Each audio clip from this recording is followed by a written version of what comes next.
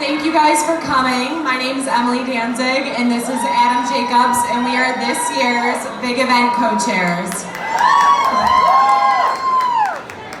We are so excited to welcome you guys all to the Jewish Federation of Cleveland's YLD big event.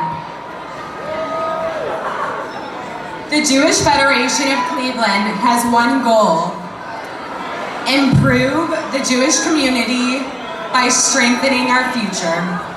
Tonight we are here to celebrate the community that we are building together. This is our community. This is our campaign. We are making a difference in the lives of people in Cleveland and around the world. This year alone, over 1,000 of you have participated in YLD events, volunteered in the community, led our committees. Over 700 of you have already contributed to this year's Campaign for Jewish Needs.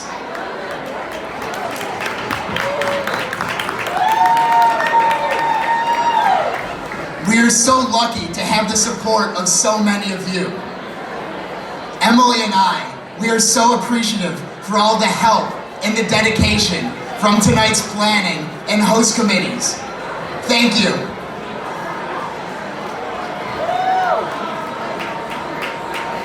We also want to thank the YLD Board Chair, Natan Milgram, Vice Chair, Dana Orlean, Campaign Co-Chairs, Cameron and Ezzy,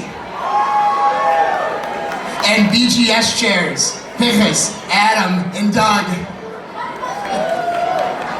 And we want to give a special thanks to Steve Hoffman, Board President, Gary Gross, Board Chair, and Campaign Chair Jeff Wild. We're also excited to welcome incoming President Erica Rudin-Loria, who is here with us tonight. And starting in January, we'll be leading our federation into a new era. We're so excited to continue working with you. And for everyone here tonight, for everyone enjoying the bars, enjoying the entertainment, enjoying Flaws, enjoying everything that's coming up tonight, we have to thank all of the hard work of Leah, Hannah, Matt, Aaron, and all of the YLD staff that made everything tonight possible.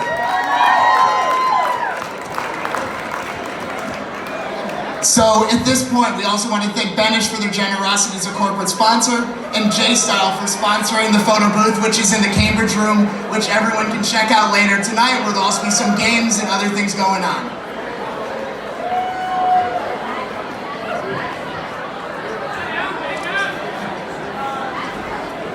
Good evening, everyone. I'm Natan Milgram.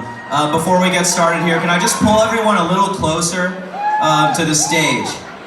I'm going to introduce our speaker, Jonathan Gonski, in just a moment, but if you come a little closer, everybody come to the center.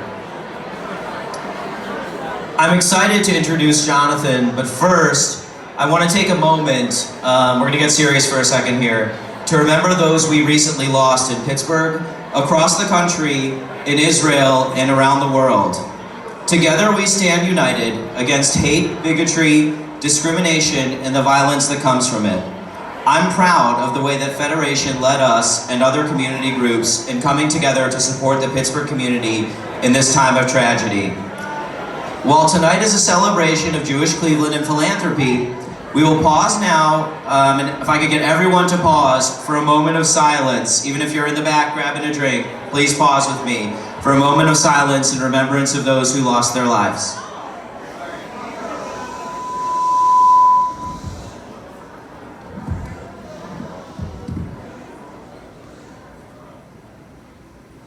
Thank you. I'd like to now introduce our speaker, Jonathan Gonski. Jonathan is a member of National Young Leadership Cabinet, the flagship Federation Jewish Leadership Program, and he's also an active member of the Jewish Young Professional Community in Chicago.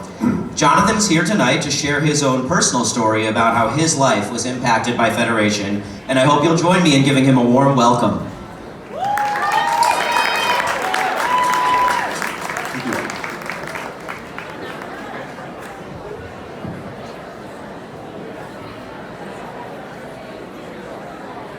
Good evening. You guys hear me okay? Awesome.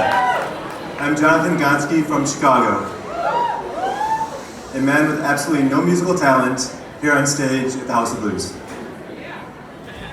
I want to thank Michelle Hirsch, Emily and Adam, and the Big Event Planning Committee for inviting me to share my story. This is the story of my childhood I remember, seldom share, and often want to forget.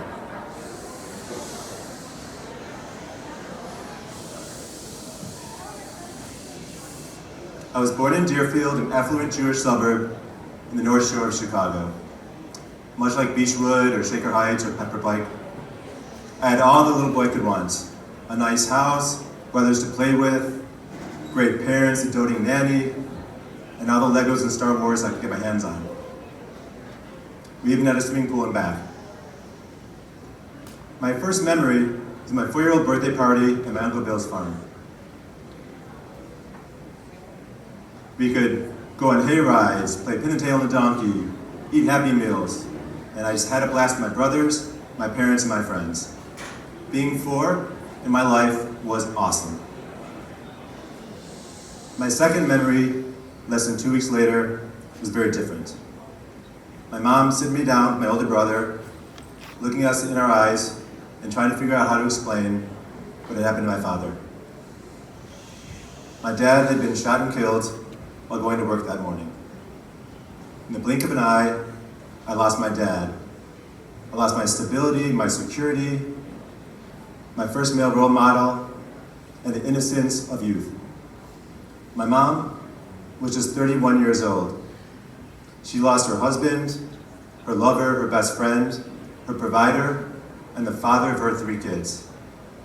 My older brother David was 6, I was 4, my little brother Jared was 3 months old. We were all shocked, scared, sad, confused, and completely overwhelmed. My family's picture-perfect world was shattered, and we were forced to live a life that was completely foreign to us. Laughter, vacations, adventure, serenity, all took a backseat to simple survival. Those first few years after my dad died were the worst for my mom, my brothers, and I. My parents were totally unprepared financially for this to happen. They were young and just getting started. My mom, scared and devastated, had to act fast as we were quickly running out of money. My mom sold their newer cars my dad and my mom had and bought a much older used one. Said goodbye to Maria, our beloved nanny, canceled our piano lessons and every other luxury we had, and quickly started looking for flexible work. Soon we were living off of Social Security, my mom's part-time jobs, and her dwindling savings. I slowly transitioned to wearing off-sized hand-me-down clothes, playing with used toys, and shopping at garage sales and rummage sales. Wealthy kids could be pretty ruthless to that insecure family down the block, riding on those old beat-up bikes and wearing pants that are either too big or too small. If we went out for dinner on special occasions, it was 2-for-1 coupons and entrees only. No drinks, no appetizers, no desserts. And money was always an issue. But life did go on. We adjusted, got creative, and had some happy times. We were somehow able to stay in our home. With that swimming pool and back, it was left empty and ignored for years, started to crumble. So we got together as a family, had a little huddle, trying to figure out what we do. So we got creative, and we decided to call it a pond. My mom brought us over to the local forest preserve. Me and my brothers gathered up turtles and frogs and got some fish in buckets that we had borrowed and brought them home and put them into the pond and backyard. And there we were with our own backyard ecosystem in the heart of Jewish suburbia. We could go fishing in the backyard whenever we wanted, and every spring and fall we get flocks of ducks and geese coming by. I was able to continue to attend Salmon Schechter Jewish Day School and solidify my Jewish foundation and enjoy that great community that exists there. I went to Camp Interlaken, an overnight Jewish summer camp, kind of like Camp Wise of the Midwest. I went each summer and loved that more than anything. I would run, play, jump, hang out with my friends, and just be a kid. running around and screaming the summer camp version of Birkat Hamazon. And we continued to attend synagogue on our holidays and special occasions, and were always met with warm smiles and open arms. Through it all, I had my brothers, my mom, and my Grandpa Jack. Grandpa Jack, my mom's father, was a hardworking Polish immigrant who became my substitute dad. He came to America on his own and went to the Jewish People's Institute, a fantastic Jewish educational facility in Chicago, where he learned how to be an American. Grandpa Jack was an amazing man who was a lifelong car mechanic, yet to me, so much more. He could fix just about anything that broke and was the original MacGyver. He was a math whiz, charitable, and epically frugal. He would start to coast his car about a block away from a red light to save a little gas, save on the brakes, and if he could hit it right where the light turned green just in time, his face would light up. He was also deeply religious in the Jewish foundation of our family. After my grandma died, he would drive to our home very slowly every Friday to help out my mom, lead our Shabbat dinner, and bring up topics about current events or Jewish values. He taught me algebra and geometry years ahead of when I was taught in school, and also taught me how to read Hebrew. He would sleep over every Friday night in my twin bed, and I'd sleep on the floor in a sleeping bag next to him and listen to him snore. And when I was 12, he would bring me every Saturday morning, and we'd go to synagogue and prepare for my bar mitzvah. After synagogue, he would change into his signature wife beater undershirt, and get to work fixing something in the house. I'd usually follow him around carrying the toolbox, asking questions, trying to figure out what he was doing, and hand him a tool when he asked. On my bar mitzvah day, I remember kind of peeking over and seeing him beaming with pride as I nailed my Torah portion. 2 weeks after my bar mitzvah, I remember getting home from school on a Friday, excited because, A, it was Friday, and B, I could see my Grandpa Jack. I remember kind of turning the corner and seeing that his car was not in the driveway. I remember being a little puzzled. And then I asked my mom where he was, and I saw that worried look in her eyes. I knew it was not good. We found out later that night that while he was lifting up his old school garage door to get out his car, he had a massive heart attack and died. At 4 years old, when my dad died, I didn't really understand what was going on. But at 13, I knew perfectly well that my grandpa, the most important man in my life and my hero, was gone forever. That really hurt. That's the story of my childhood as I saw it for many years. A story of suffering and loss, my family's struggle against the rough world, and some small but important happy times. But that is just one part of the story. There's much more to it. I want to take a step back and address a critical missing piece of that story, one that I didn't really understand until years later. While at times it felt like it was us against the world, that was not the case, not even by a long shot. Unknown to me, we were receiving a huge amount of support along the way from the Jewish community, and none more important than the Jewish Federation. We often talk about the differences our charitable giving can make for others. I'm going to spend a couple minutes to talk about how philanthropy has made a big difference for me and my family. Here's a few examples of how the Federation helped me and my family in our time of need. My Grandpa Jack and Grandma Bernice each arrived in America scared, poor, and alone. They were welcomed to the Jewish People's Institute in Chicago, where they learned English and basic American success skills, while also meeting each other and falling in love, and eventually having my mom. The JPI was supported by the Jewish Federation. I attended Salman Schechter for years, even though we couldn't afford it. They gave us a huge tuition cut, allowing me to continue to attend and keep learning. Thank you. Salman Schechter is supported by the Jewish Federation. My parents were founding members of B'nai Tikva, a local synagogue. After my dad died, they simply said, keep coming. Pay what you can, when you can, if you can. We always had our Jewish home and the place to become bar mitzvot, even though we could not afford it. B'nai Tikva is a partner with the Jewish Federation. I went to Camp Interlake in that great overnight summer camp I love so much through the JCC. They gave us a large discount so I could attend year after year. With their help, I solidified my Jewish identity, made amazing friends, and even had my first kiss with a nice Jewish girl. And in high school, I received a grant to go on Shorshim, a 6-week trip to Poland and Israel. It was a life-altering experience where I truly learned about my roots and where I first fell in love with Israel. Shorshim is supported by the Jewish Federation. Education, love of Judaism, friendship, family, love of Israel, camaraderie, identity. I was given all of these gifts by the Jewish Federation. It's also powerful that I never knew as a kid about all the support we were receiving. While my mom felt a lot of shame asking for help over and over, she and the Jewish community kept that information from me and my brothers. We never knew. We could go to school, camp, Israel, and be a kid having fun and learning like everybody else and without embarrassment. Who I am today and how I live my life was shaped by those tough early years and the help I was given along the way. And now looking back at my childhood quite differently. While at times tragic for me and my family, it gave me opportunities for clarity and insights that I would otherwise never get. It gave me the opportunity to understand what it's like to be a have-not, to feel the pain of being looked down upon, excluded, and always, constantly worrying about money.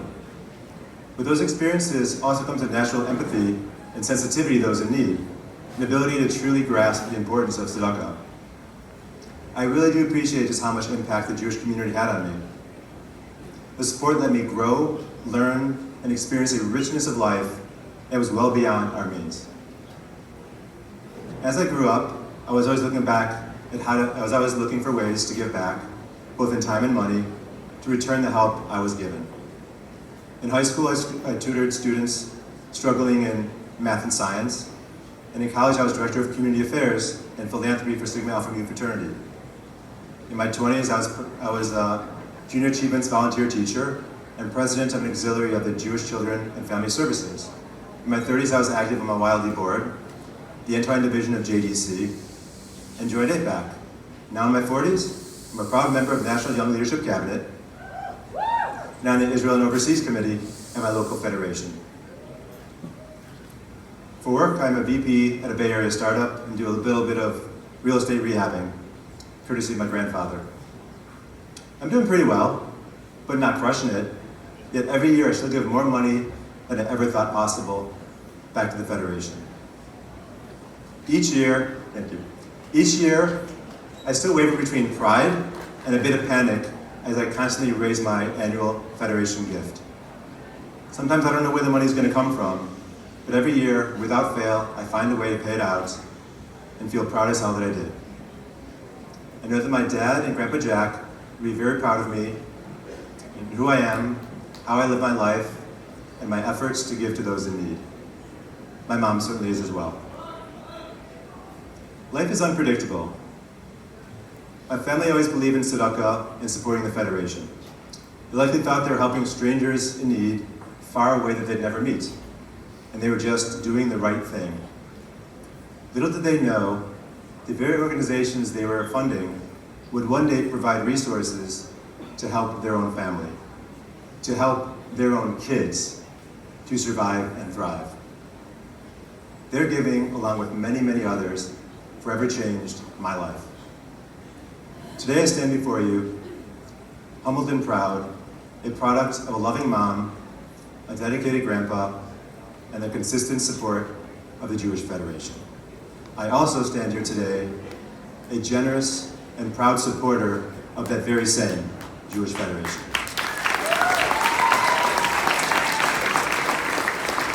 V'dor v'dor, from generation to generation. Thank you.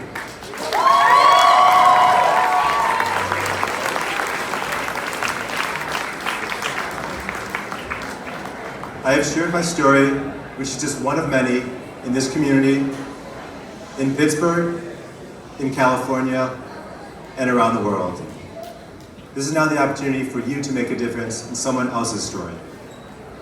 As you have seen, the Federation has an impact in many more ways than we realize. This is your time to give a gift to the Cleveland Federation that you can all be proud of.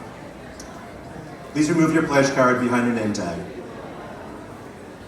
This is your chance to step up and make a generous gift, whether increasing on your past commitment or giving for the very first time. The needs of our community are greater than ever, and we need your help.